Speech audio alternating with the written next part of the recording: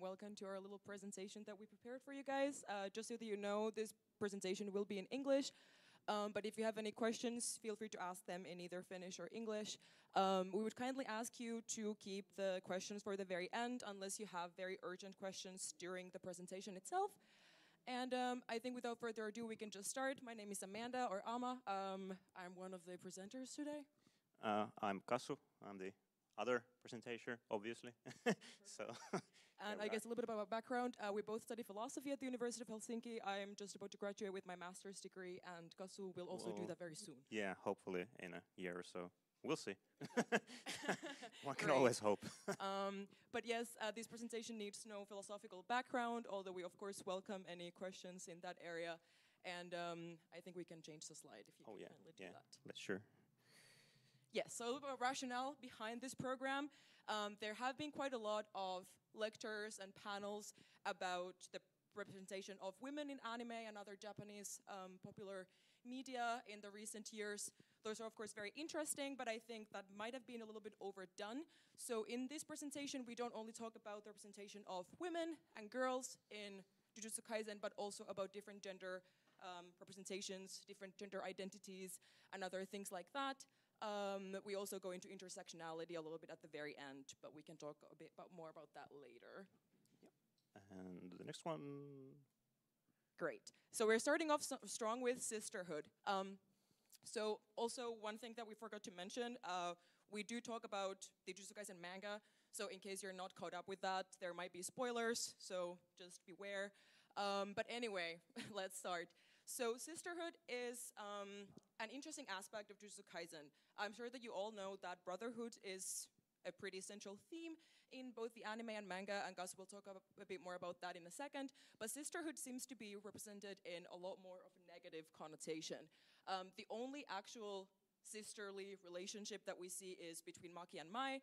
They're twins, and obviously their relationship leaves a lot to be desired in terms of warmth and this sort of like sibling-esque relationship. In the manga and anime, it is often said that being a twin is a curse in the Jujutsu world, and this is because twins sort of, I guess, negatively impact each other's potential. Maki and Mai's relationship is riddled with jealousy, feelings of abandonment, and it is such not a very positive one. And all in all, both Maki and Mai seem to be sort of victims of a very patriarchal system that pins them against each other instead of uniting them in, I guess, a fight against the patriarchal Jujutsu society. We can change the slide. Yeah. Great. In general, Jujutsu Kaisen doesn't seem to have that many interesting woman-to-woman relationships as opposed to relationships between men. In case you don't know what the Bechdel test is, it is a test that was coined in the late 1900s, if I remember correctly, and the test basically is applied to different sorts of media, including movies and books, and the point is that a piece of media passes the Bechdel test if two women can have a conversation about something other than men, and both women have a name. So if we ask the question, does Jujutsu Kaisen pass the Bechdel test? It does, but not with very flying colors. And we have some interesting examples of this. Nobara and Maki, I guess, are sort of the best representation of a friendship or something else, depending on how you want to interpret the relationship between two women. But there are not that many scenes where they actually interact one-on-one. We have Utahime and Shoko, who are also pictured here in the slides, who are clearly fond of each other, but they don't have that much screen time, and their interactions one-on-one are also mostly seen in the extra scenes of the manga, whereas Utahime and Meime's relationship is obviously more collegial and also sort of tense and not very warm, at least based on what we've seen so far. Yeah. Great. Yuki is sort of a lonely wolf. She doesn't really interact with anyone apart from sometimes causing genocidal tendencies in men. There are not that many interactions between Yuki and other women, whereas Mai's and Nobara's relationship, I think, is one of the most interesting ones. They're clearly not very fond of each other, but they seem to come to this sort of mutual respect at one point at least. And yes, Kyoto students, there are girls there, they're friends, but again, I think their lack of screen time doesn't really give that much room for interpretation here. So I think personally that there seems to be a bit of a lack of woman-to-woman friendship representation in Jujutsu Kaisen, especially considering that there are many very interesting female characters in the series. But yes, I will now pass it on to Cassu. Yeah, and to the Brotherhood then, which, as said, seems to be a bit more of a common theme in the series, with a lot of examples of it, with a lot of big examples of it. Maybe the most famous one being the one with Todo and Yuuji, which is also the only one of the Brotherhoods I'm going to talk about here that's not based on blood, but that's how it goes. So, as we all probably know, Todo kind of adopts Yuuji as his brother one-sidedly without really asking his permission for it, but, well, that's how it works sometimes. And even with then, Yuuji definitely comes to respect Todo, hold him in high regard later, and I don't think he calls him his brother back at any point, but I think he definitely thinks of him as a brother figure of some sort. And in many Brotherhood examples in Jujutsu Kaisen, the relationship itself is very warm. It has a lot of care and trust in it. It's affectionate, emotional, and it seems to both empower the characters and then also lead them to make sacrifices, as we will soon see in the next slide.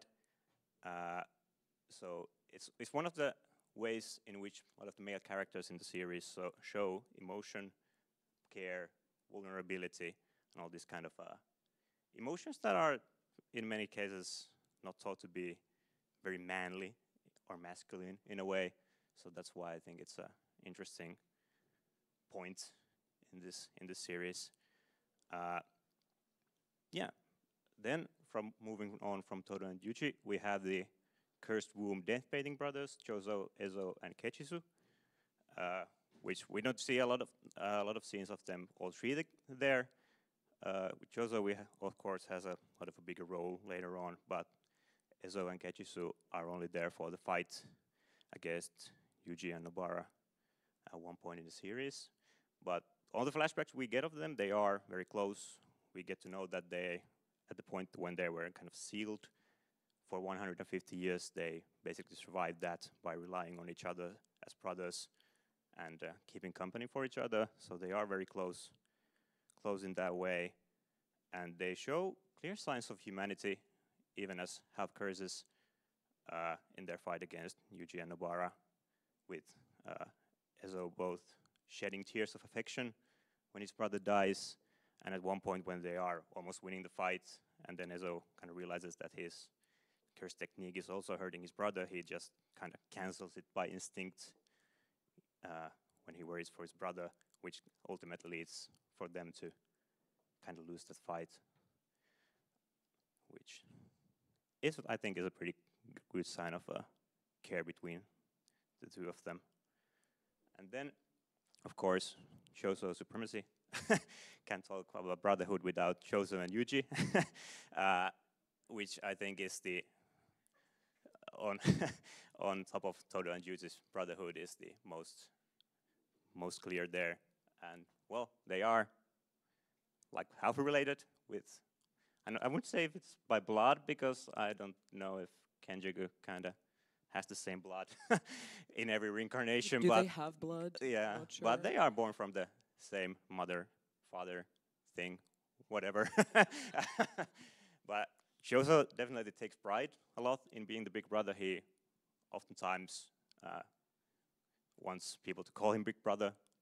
He refers to himself as a big brother and all the other brothers as little brothers, as we can see even in his death scene on the top left corner. His last words are thanking Yuuji for being his little brother. So he definitely lives. It is a real big part of his character to be a brother, and especially a big brother to those little brothers of his. And there are a few very interesting examples when Yuuji, for example, apologizes for Chozo for killing Ezo and Kechisu, and Chozo just kind of, well, it's all right, it was a misunderstanding.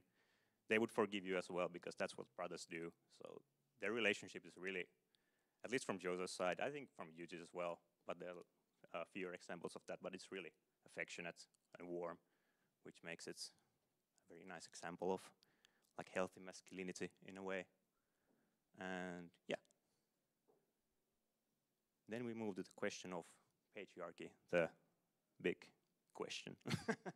And Yuuji's society is very evidently a patriarchal society, with the first example of being that family names and lineages are very important, and family names are, as in real world, always inherited, or not always, but most of the time inherited from the side of the father, especially when they are as important as they are in the series.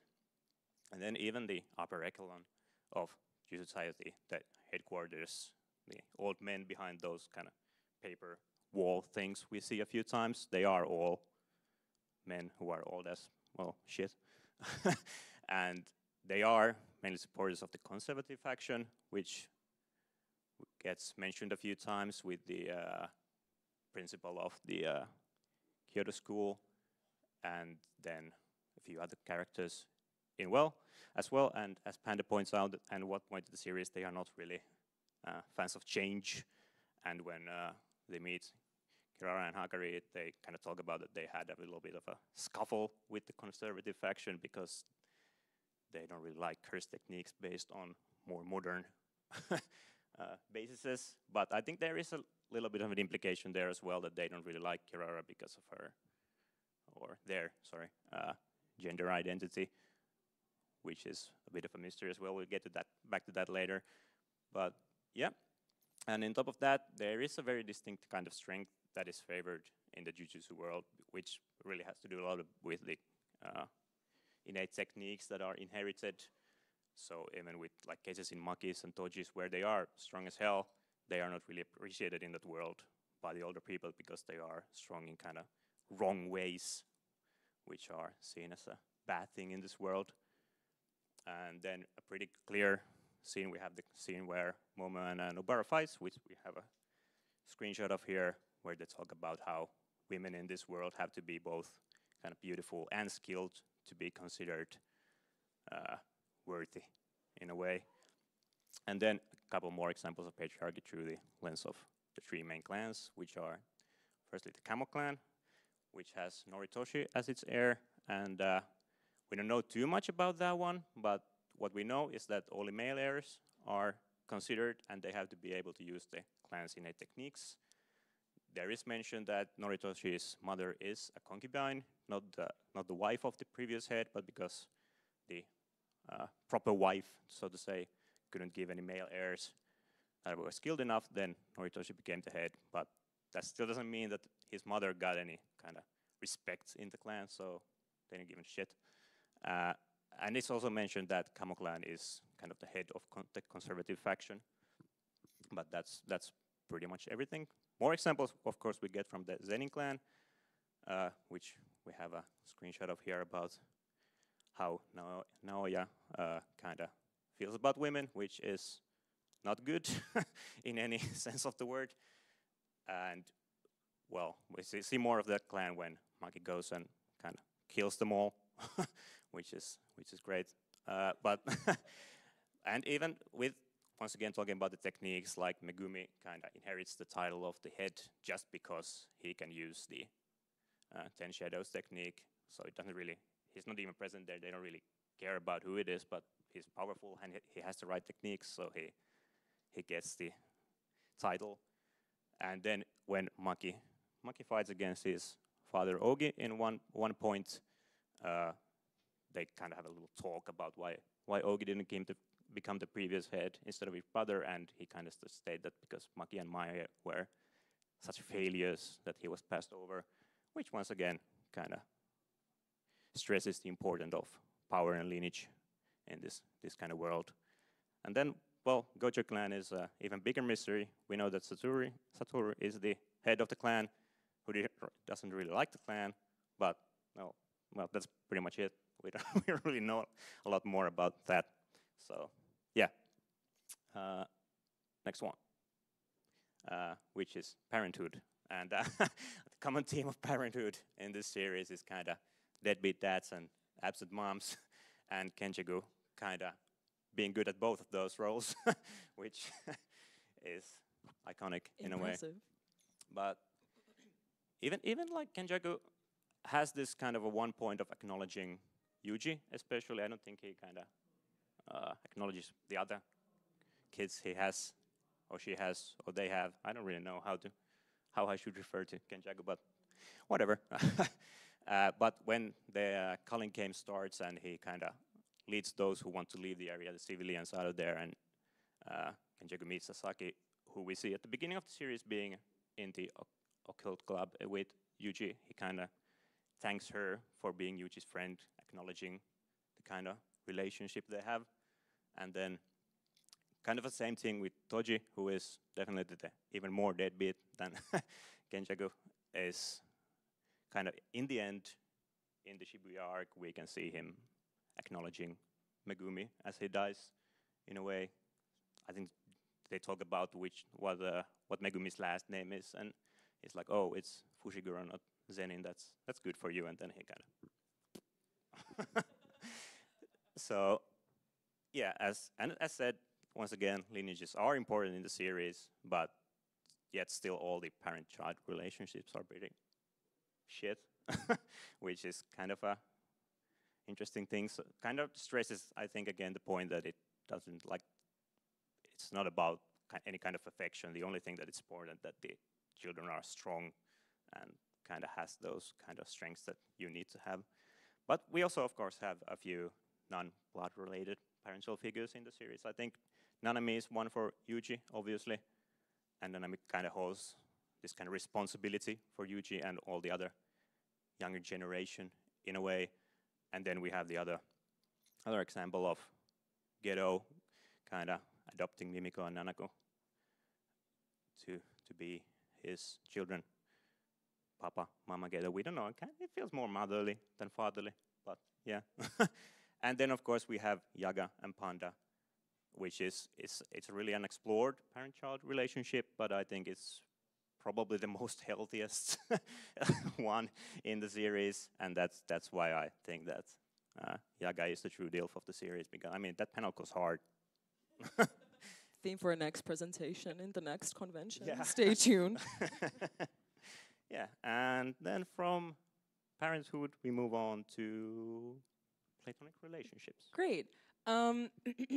So I think Jujutsu Kaisen is a really interesting example of showcasing platonic relationships between individuals of different gender identities. So we of course have the golden trio, so Megumi, Nobara, and Yuuji, which I think follows a pretty classic trope that is currently very common in the shounen genre, which has the sunshine main character, the emo, and then the girl boss. And I think that's pretty representative of what's going on. Nobara, I think, is a really interesting character in the sense that she's not very sexualized, which is good. She's also only 15, so thumbs up to shonen for that for now. And she also does not really show any romantic affection to either of her male friends. If anything, she typically seems a little bit more annoyed by them, by the fact that they don't want to go shopping with her, and that, you know, they do their things. You know, Megumi clearly would like to be alone for most of the time, and then Yuuji wants to watch horror movies that she's not very interested in. So that's sort of the dynamic that they have. However, like often happens with these sorts of trios with two guys and one girl in the shonen genre, it seems like the relationship between Megumi and Yuuji becomes more developed as time goes on, and Nobara is sort of left in the sidelines, especially after she mysteriously leaves the series, either by death or by taking a really long vacation. I'm still hoping that the latter is the case. So it almost seems like she's sort of forgotten about her death or disappearance is not very satisfactory. It happens very suddenly. And this, of course, has two implications because Nobara leaves the series quite early on. The female character ends up being, in my opinion, more one-dimensional and a little bit more boring because she doesn't have that kind of strong character development arc. And the two men are typically shipped together because they are the ones that are left behind, and that their relationship is a little bit more developed in that sense. Yes. Then we have another trio that has a very similar trope, so Satoru, Suguru, and Shoko. After Suguru left, it seems like Satoru and Shoko do not remain very close friends. In fact, we don't really see Shoko being a very close friend to either Suguru or Satoru at any point. She's basically a part of the trio. Of course, her very character is a bit more introverted than Nobara, for example. She is a bit of a lonely wolf. She prefers to be alone, smoking her cigarettes. But what is very interesting is that they are showcased as this trio of friends. But when Suguru leaves, do we really see Satoru and Shoko engaging in a friendly manner? Not really. And again, it seems to be quite common of a friendship structure in the shonen genre right now, which I think is partially a good development. I think it's interesting that the genre has sort of moved away from this idea that if there is a girl in the trio or engaging with the main characters in any way, that she's always the love interest. I think that's very refreshing and very fun, that neither Nobara or Shoko seem to be constructed as potential love interests for the men in their friend group, but at the same time, it does seem to have the downside of potentially leaving the female character a little bit undeveloped. Again, Shoko, for example, she has some scenes in season 1. She is this doctor character. Then we see her background, but we don't actually really get to know anything about her as a teenager, as opposed to Satoru and Suguru. So yes, unfortunately, there seems to always be a duo in a trio. I mean, that happens. Yeah, and then a little slide on healthy masculinity in the series. A lot of these points kind of were already there, as said, a lot of the healthy masculinity is shown through the relationships that these characters share, especially bonds of brotherhood, in a way that they are affectionate, emotional. They make characters stronger and weaker, and they are not afraid to show the emotions that they have there. But we have friendships as well, especially between Yuuji and Nobara, which is also very caring and affectionate without being even slightly sexual, which I think is also, as Amanda said, pretty refreshing and pretty healthy in a way that it doesn't always have to go that way.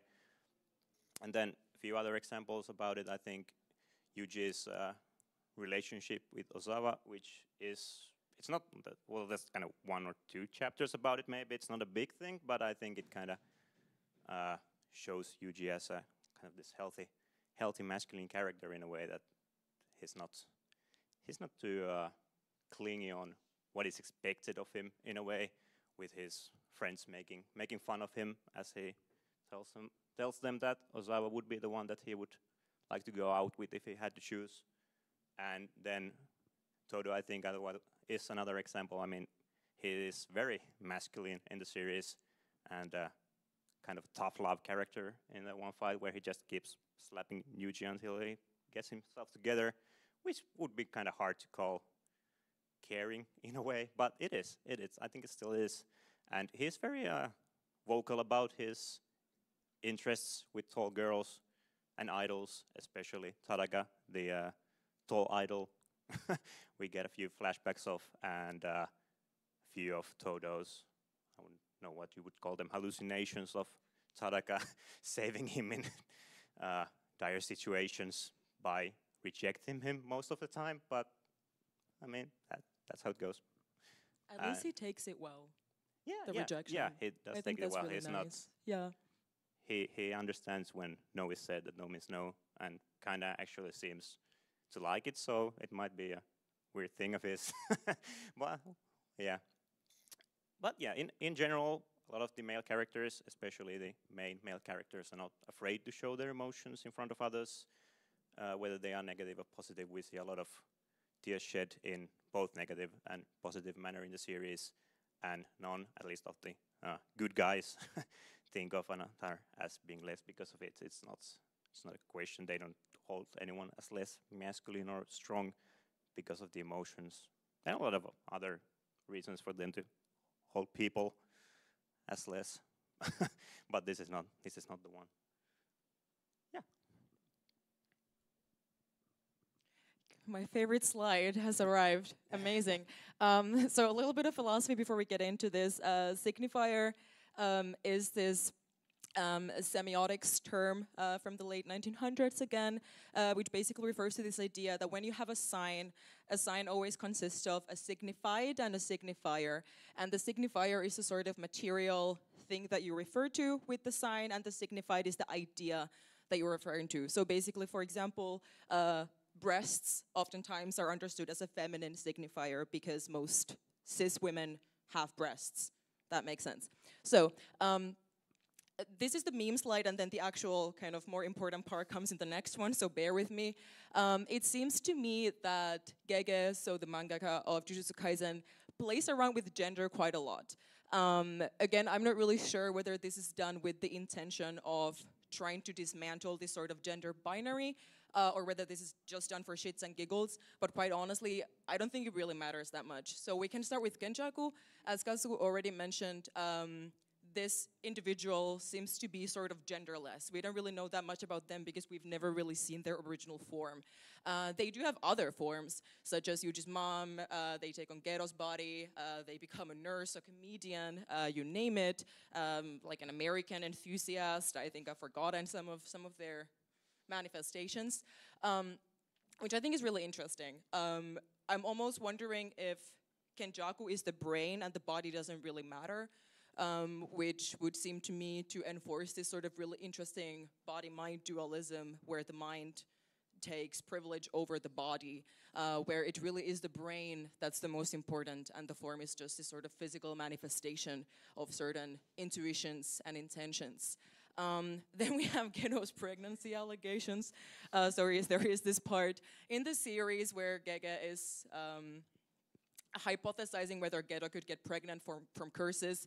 Of course, this doesn't really play that big of a role in the series itself, but I think it's very interesting because again, Geto is presented as this male character. He's a man. He is consistently referred to as a guy.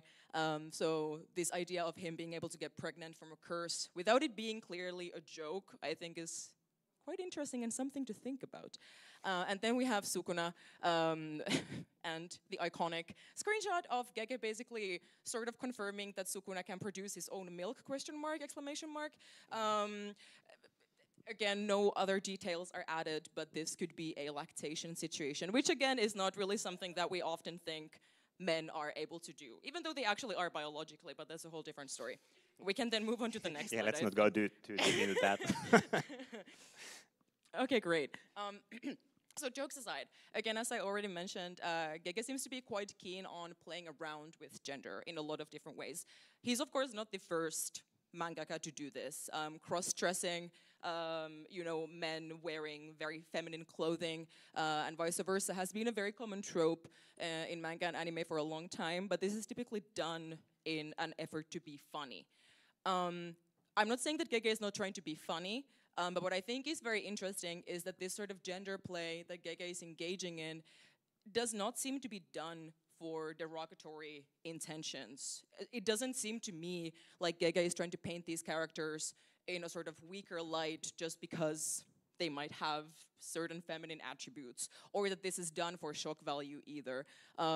Again, I think we can all attest to the fact that it is very difficult sometimes to interpret what the fuck Gege is trying to do.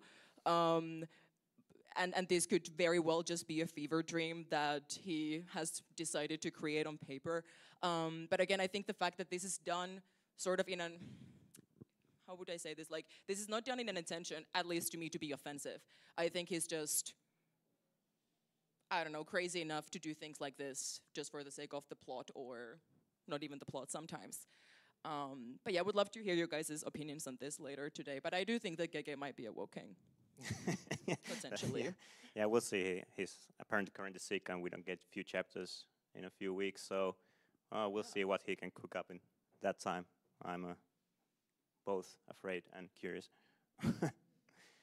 Yeah, and then more about the ambiguous gender identities. We do have a few characters of that, which the most obvious ones being Kirara and Uraume.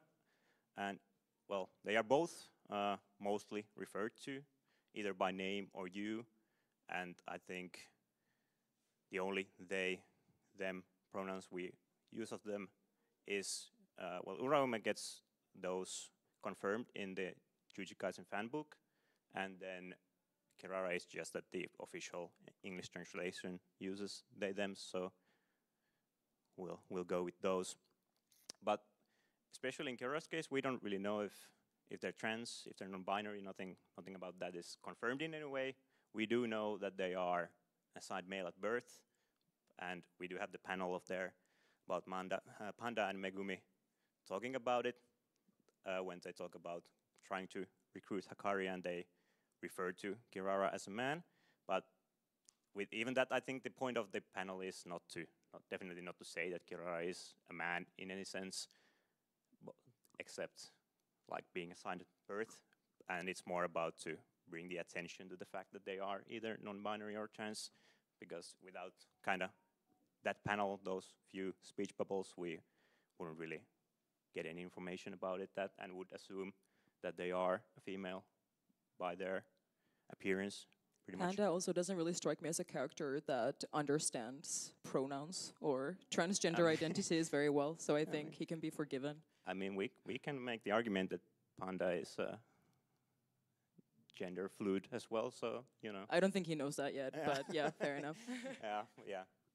And then, of course, Hakari at one point, or at least one point, I think probably at few points, claims that he is not into men, yet is very obviously, I think, into Kirara, so definitely not a man in any sense. And yeah, with Uraume, it's pretty much the same situation. I think it's pretty early on. One of the characters just says that they can't tell if it's a he or she, and that's pretty much all the discussion we have about Uraume's gender in the whole series.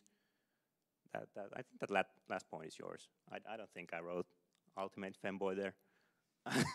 Oops. But I'm not disputing it, but I don't think I wrote that one. Yeah, and then once again we have Kenjaku, which has taken both men and women as hosts. I would say probably the correct term for that, but more than that, we don't really know about the original gender of them. And then Tengen, who is at this point very genderless, as they themselves say, but they used to be a woman, that much we know from the panel, also shown on the slide. And interesting, all known star plasma vessels that we know, which are Yuki and can't remember the name of the last one who got a kind of a bit of a rougher end of the stick, so to say, but yeah, they are all women, so I think that might have something to do with Tengen's original gender, maybe, but at this point, they are genderless, so it doesn't really matter too much. I think I will actually steal that panel. Every time someone asks me of my gender, I'll just say, technically speaking, I'm a granny. I think that is pretty conclusive. Fair enough. And yeah. Great. We don't talk about this, but we're going to talk about it. All right. So when we were making this presentation, we were sort of having a discussion with Cassu about whether or not it's very groundbreaking that we have a female character as the groomer. As I'm sure you guys know, oftentimes it is the other way around. And of course, I feel like in society at large right now, I mean, it's not like Jujutsu Kaisen is the only series where this has happened. I'm sure that if you guys have seen Chainsaw Man, you can also attest to the fact that grooming seems to be a bit of a bigger phenomenon in that one as well.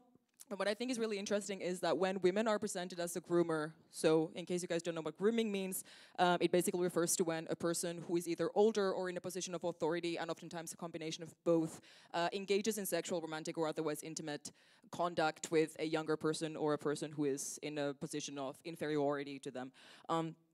So what I think is really interesting is that because I think we as society at large have yet to really view women as sexual predators. This trope is often used either for comedic value or even to fulfill some weird sexual fantasies. So as I'm sure we have all come to realize, Mei's relationship with her little brother is very questionable at best, and absolutely disgusting and immoral at worst. There is a scene of them laying on a bed together. It seems like so Mei's little brother has, what was the name of the agreement again that they've formed together? They've made a binding vow. Exactly. Yeah. So there is a binding vow on Mei's little brother to serve his big sister until the end of time, which again, age is never really disclosed, but to me he does not seem to be at the age where he could consent to such vows or contracts. You know, they seem to be very intimate in a manner that is not very proper for a sister and a brother to be. But then again, at the same time, although Mei, in my opinion, arguably is the most sort of sexualized female character. She has a very form-fitting dress. She uses flirting as a sort of advantage as opposed to a disadvantage. She's very clearly in her sexual energy. She's never really portrayed as a morally good character. She's morally gray at best. Mei does not come to the rescue when children are at danger. She will come to the rescue if she gets a fat paycheck. So it seems to me like she's not really, I guess, romanticized to the extent that perhaps some other female groomers could be. It almost seems like her sexual, romantic, intimate advantages on her little brother are just one vice on her belt of many, many vices. But at the same time, again, because she's portrayed as so beautiful and you know, as this sort of like mommy character, I think it is very interesting that this decision was done. And it's not like other characters outright tell Mei that what she's doing is fucked up. It almost seems like they're just letting them live and living their own life and sort of turning a blind eye on what is happening. I think they're just morally afraid of her. Probably, probably. And of course, I'm not saying that a series can't showcase morally questionable things, and they don't even necessarily have to be portrayed in a negative connotation at all times, but I'm sort of wondering what the point of this is, or if this is just the infamous incest trope that Gege really wanted to include for some reason in the manga. I'm not sure. I don't think we'll ever know. Okay, great. So, as I already mentioned in the very beginning, this series presentation also goes a little bit into intersectionality. So in case you guys don't know what intersectionality means, it is a term used in feminist philosophy and gender studies in general, as well as politics right now, which basically refers to this idea that modern feminism, or I guess I should say postmodern feminism, doesn't only talk about men and women as these sort of two categories. It is not that men are always in an advantage when compared to women. There are more categories that are at play. We have socioeconomic backgrounds, which I think is also very interesting in the case of Jujutsu Kaisen, because we have these clans. For example, Gojo is clearly very loaded. He comes from a really old clan. They have a lot of wealth, a lot of money. And then we have some sorcerers like Nobara and Geto that come from non-sorcerer families. So their family has no background in the Jujutsu world. They do not come from wealth, and they sort of take this leap of faith when they join the Jujutsu society. But I think is more interesting in the context of Jujutsu Kaisen is disability, because that is of course also one category that can either give you a privilege or a disadvantage, usually in the case of disability, of course, a disadvantage.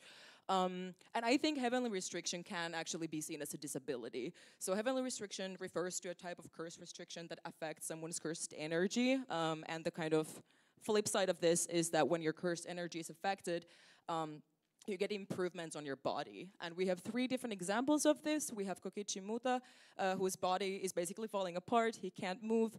He's tied to his sort of existing bodily composition, but he can control puppets, and that's the sort of advantage that he gets from his very crippled state. Then we have Maki and Toji, who effectively have no cursed energy, but they have incredible physical prowess. And Maki even uses, and Toji actually as well, uses cursed tools such as her classes to sort of compensate for this disability that she has. And I think this is a really interesting kind of allegory to how disability works in actually today's society. These sort of disabilities, so heavenly restriction, is heavily stigmatized in Jujutsu society, as I'm sure we all know. Toji was thrown out from his clan. Maki was shunned by the Zenin clan, and she decided to leave by herself. And I think, although we have done great improvements in the rights of the disabled, this seems to still apply to at least some aspects of society as well today. There is another slide on this. Yeah, as well. don't to look too closely about the transcription on the pictures. No. Great. And then we have Toge, of course, as another example of a character who seems to have something of a disability in the eyes of the Jujutsu society. Toge inherited his clan's ancient technique of cursed speech, where whatever he says happens, essentially. But because of this, he has to resort to a new language that consists of sushi ingredients. to actually talk to people around him. And what I've always wondered is why on earth can't Toge use sign language? I understand that sign language is also a language, and you can make the argument that if Toge was to sign, whatever he would sign would happen. So if he would sign someone to, I don't know, shit their pants, that would happen. But at the same time, he's still clearly using a language that has more than one speaker. His sushi ingredient language is understood by those around him that regularly interact with him.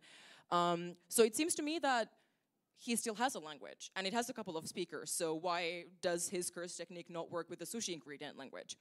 So I do think that this is a bit of a missed opportunity for mute representation. I think Inumaki unfortunately becomes a bit of a comedic relief in the series because he cannot meaningfully communicate, even though he has a really interesting technique.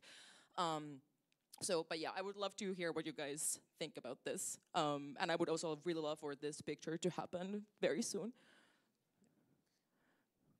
And then after all the, I think we've been mostly positive so far, except maybe for the last slide, but mostly. So we do have to take a bit of a more critical look as well, I think. So we do ask the question if the female characters actually are that groundbreaking. And there is, of course, a lot of great and well-written female characters in the series, especially for a series in the shounen genre. But there are still those common tropes that can be questioned. And, well, these are up for interpretation. Thank you, as well. So we can talk about this if you have any opinions. But I think there are a few that kind of came across when rereading the series. And the first one was when Nobara and Momo are fighting, and they kind of straight go to insults about each other's appearances, which I don't think happens another time anywhere, but I think it's still a bit kind of redundant in a way. There are no two male characters that would ever, in this genre at least, go for that kind of insults at each other, talking about how their faces are ugly or how their skin is bad. It's kind of a weird trope that when two females or two women are fighting, the worst they can do is insult how bad each other's skin is, which kind of is weird. And then there's Maki, and she is, as was said on the last slide, we love a bad bitch, but there is we can question that how her appearance changes. Maki, well, of course, even at the beginning, she is not the most feminine character in the series, and there's nothing wrong with that, but she kind of does get even more masculine as she gets stronger. She starts to wear sleeveless shirts, showing her muscles, and like being well, we can see it here again. That is not the most feminine look a person can have. And of course, well, we do have good reasons for that, and for the short hair after the burn scars, and it's not, I think it's phrased in that way that we actually have a reason for the short hair. It's not as those types of situations that I think are also common in shounen, where the female character cuts their hair to show that they don't give a shit about their appearance anymore, and they just want to be stronger, and it's kind of it's weird. It's a weird trope, but here we actually have a good reason for it.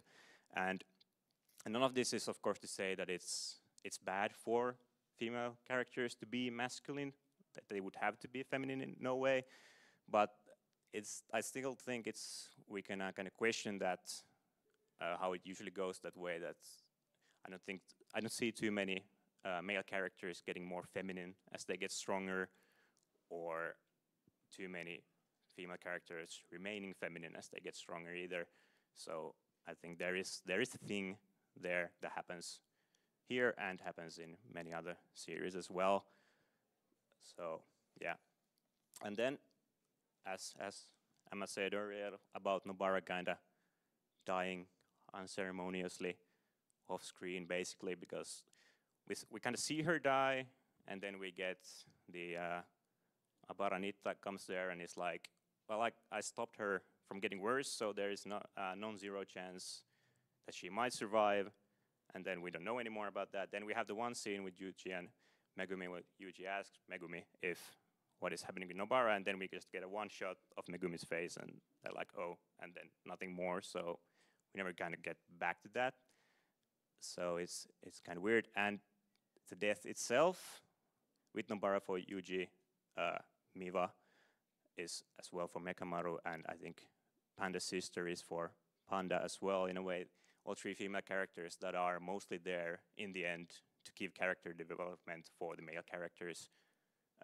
Nobara's death for Yuuji, kinda, it's kind of the straw that breaks the camel's back, and then Todo comes and kinda drags him up from there, so he can get stronger.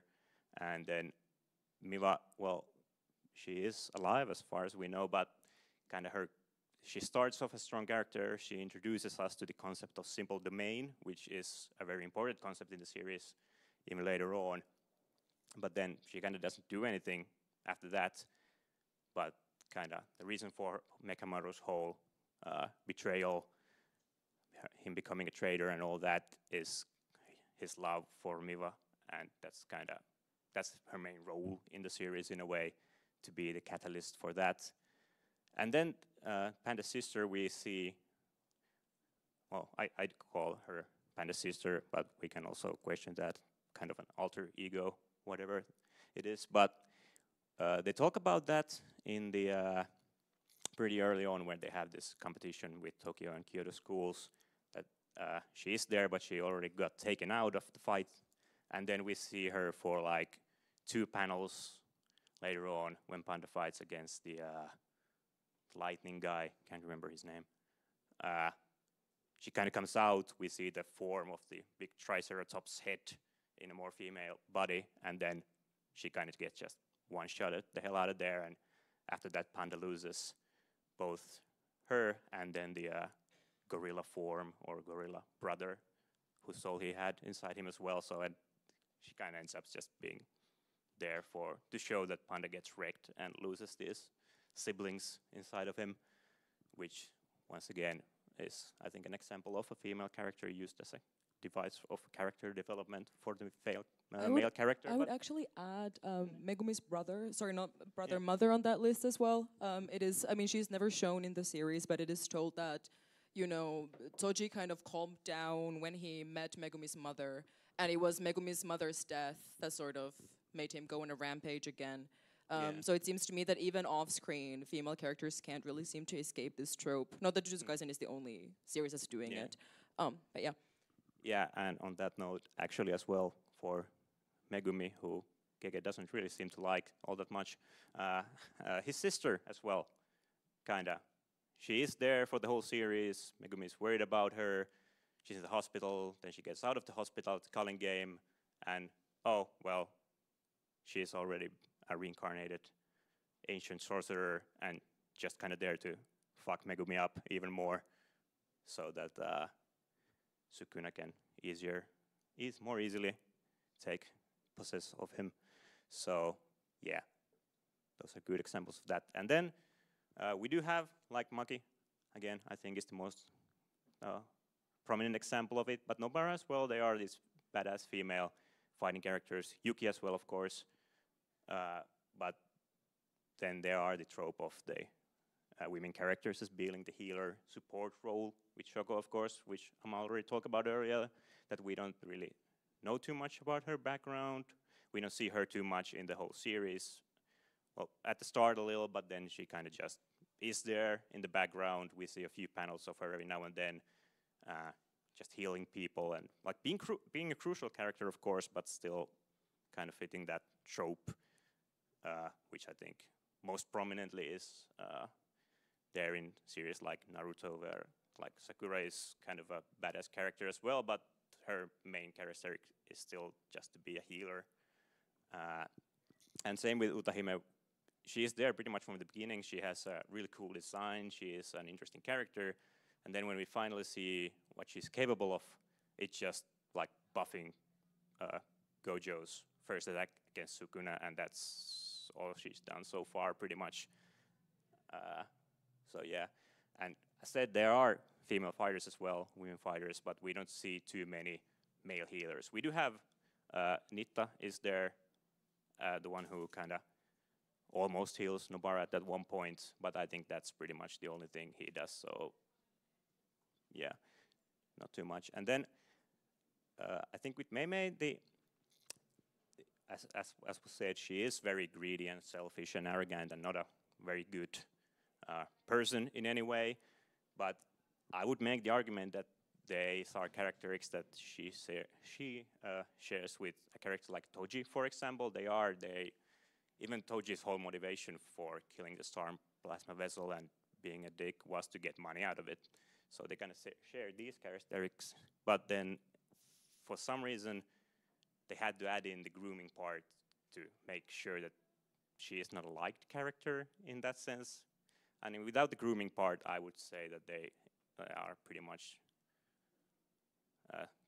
very similar characters with Toji in that way. But we love a male character with those kind of tropes. Toji is very liked, as you might have read on the slide there. But then again, Mei is not a very liked character. But would she be if she didn't have the grooming thing going on? Probably still not. I don't think we like those kind of personality traits in women characters all that much. I mean, some of us, of course, but like in general, I think it's not something that people are really accepting of in more general terms. And then one more example. Well, there are probably way more examples, but the last example that we have here is Hana, the host of Angel in the Culling Game arc, kinda is there, almost manages to defeat Sukuna right away after he possesses Megumi, but then Sukuna in Megumi's body does what I read someone call in internet porn level acting to convince Hana that Sukuna is already defeated and Megumi is free, and she just kind of immediately falls for that lie because she loves him so much. Which, I mean, it kind of makes sense for her character, but that's one thing, again, do we see male characters make that kind of mistakes in any series? I can think we kind of hold them to be more rational and calm in that way. So I think she also embraces a trope that we don't really put on any male characters pretty much anywhere. But yeah, you have anything to add? I don't think so. Yeah. Yeah, I think there's one more slide on this. Yeah, we have the feedback slide. Oh, okay, that was the last one. Yeah, that Great. was the last one. So there is still, of course, time and room for questions, comments. If you have any, feel free. We have like 20 minutes, so we're in no rush. But if you want to leave feedback about the program, you can do so through Desucon's website there. And on the website, go to Tapahtuman aika at the top, then to Ohjelma, and then find our program highlighted there, and then open that, and then on the bottom of this page that opens from there is a slot for feedback, and any and all feedback is appreciated. No pressure, but if you feel like it. Yeah, great. Thank you very much for listening and your attention. If there are any comments or questions, this would be the perfect time to open a discussion. But it is still morning, so I understand if people are tired as well. Yeah, we're barely awake here as well. So. Exactly.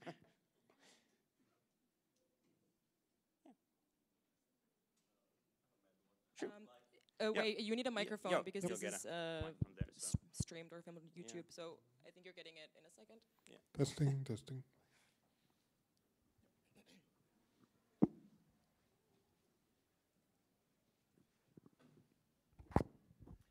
Yeah, so you had the topic of sisterhood earlier, and I was wondering if you have any thoughts on like Nobara's like found family sisterhood that we see in the flashbacks of like her friends from her past and this dynamic between them. Really good point. I actually didn't even think of that when I was preparing that slide. Should have definitely included it.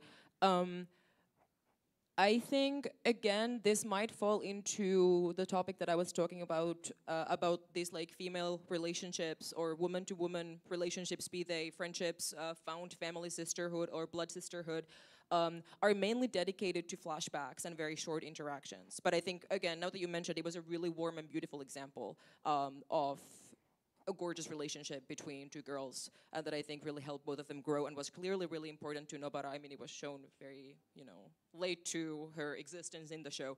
A really good point. Don't really think I have much to add to that.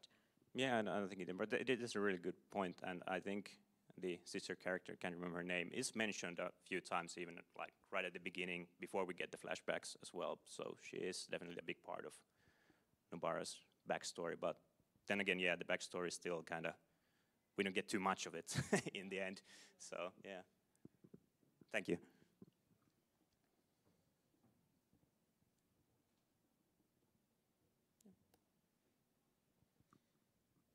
That's all right. Yeah, no need thank to. you so much for your attention. You can leave now, I think. Leave feedback. Also leave feedback for other programs that you might attend. It's very important. It helps the people who volunteer here grow and make better programs for upcoming conventions. And have a really fantastic day. Thank you.